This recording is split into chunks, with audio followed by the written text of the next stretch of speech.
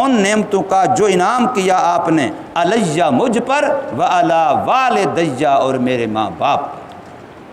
اپنی نعمتوں کے بھی شکر کی توفیق مانگ رہے ہیں اللہ سے، اس لیے کہ اللہ کی توفیق کے بغیر بندہ کوئی عمل نہیں کر سکتا۔ تو اللہ کی نعمتوں کا شکر بھی کرنا چاہیے اور شکر کی توفیق بھی اللہ سے مانگنی چاہیے۔ پھر اپنے اوپر بھی نعمتیں جو ہیں اور اپنے خاندان قرب و جوار اور اپنے والدین پر جو نعمتیں ان پر بھی شکر کی توفیق مانگی جا رہی ہے کہ میرے ماں باپ دنیا سے چلے گئے، ان پر آپ کی نعمتیں تھیں، اگر ان نعمتوں کا شکر کرنے میں ان سے کوئی کمی کوتاہی ہوئی تو مجھے توفیق دیجئے کہ میں ان کی طرف سے شکر کروں، تاکہ وہ ناشکری کے جرم میں ماخوذ نہ ہوں، ان کی پکڑ نہ ہو۔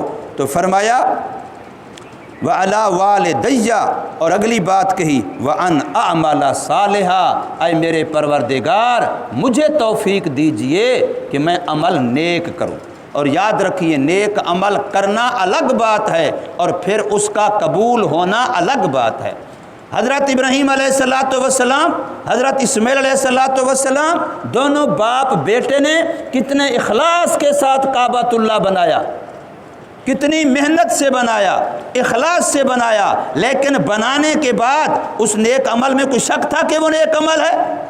کعبۃ اللہ جیسا اللہ کا گھر بنایا، لیکن پھر بھی کیا کہا؟ ربنا تقبل منا، اے اللہ ہم نے یہ نیک عمل کیا تو ہے لیکن نیک عمل کا ہو جانا الگ ہے اور تیرا اس کو قبول کرنا الگ ہے، لہٰذا ہم سے قبول بھی فرما لے۔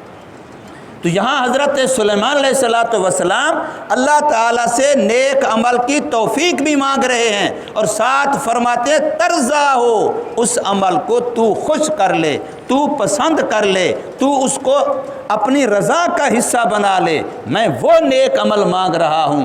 رب، اے میرے پروردگار توفیق دیجئے مجھے ان اعمل صالحا، یہ کہ میں نیک عمل کروں۔ کیسا نیک عمل؟ ترضا ہو، کہ تو اس کو پسند کر لے، تیرے ہاں وہ قبول ہو جائے، تب تو وہ نیک عمل مزے کا ہے۔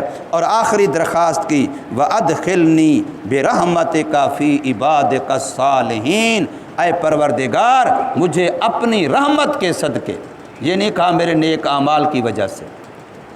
ہم تو دو نیکیاں کر لیں تو پتہ نہیں پھول نہیں سماتے، سمجھتے ہیں سارے محلے والے ایسے تیسے، میں ہی بڑا نیک، میں ہی فلاں، میں ہی فلاں۔ دو روزے رکھ لیں، دو نفلیں پڑھ لیں، دو ٹکے خرچ کر لیں تو اللہ تعالیٰ معاف فرمائے دل کے اندر پتہ نہیں کتنی تعلی پیدا ہو جاتی ہے، حالانکہ یہ اللہ کے نبی ہیں۔ اور صرف یہ نہیں، حضرت یوسف علیہ السلام یہی فرما رہے ہیں، حضرت نوح علیہ السلام، کتنے انبیاء کی یہی دعا قرآن نے نقل کی ہے کہ اے اللہ مجھے اپنے نیک بندوں میں شامل فرما۔ اور قرآن مجید کے اندر اللہ نے ہر نفس کو کہا ہے یا ایتھا النفس المطمئنہ ارجعی الی ربک راضیۃ مرضیہ فادخلی فی عبادی وادخلی جنتی۔ مطلق اللہ فرما رہے ہیں جتنے بھی ایمان والے ہیں ان کی دعا یہ ہے کہ اللہ ہمیں اپنے بندوں میں شامل فرما، پھر ہمیں جنت میں شامل فرما۔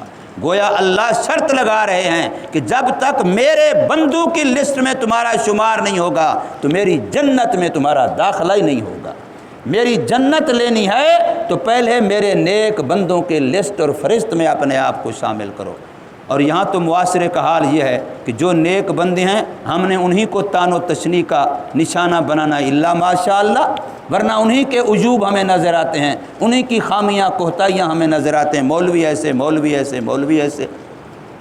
تو فرمایا جا رہے وَأَدْخِلْنِي، اور داخل فرما لیجئے مجھے بِرَحْمَتِكَ، اپنی رحمت کے صدقے۔ یہ کتنی بڑی بات ہے کہ حضور صلی اللہ علیہ وسلم صحابہ نے پوچھا یا رسول اللہ ہر ایک کا جنت میں داخلہ اللہ کی رحمت سے ہوگا، ہمارے نیک اعمال؟ فرمایا داخلہ جنت میں اللہ کی رحمت کے بغیر نہیں ہوگا، یہ اللہ کے فضل و احسان سے ہوگا، ہمارے اعمال کی بنیاد پر نہیں ہوگا۔ پھر صحابہ نے پوچھا یا رسول اللہ آپ بھی؟ فرمایا ہاں میرا بھی یہی معاملہ ہے۔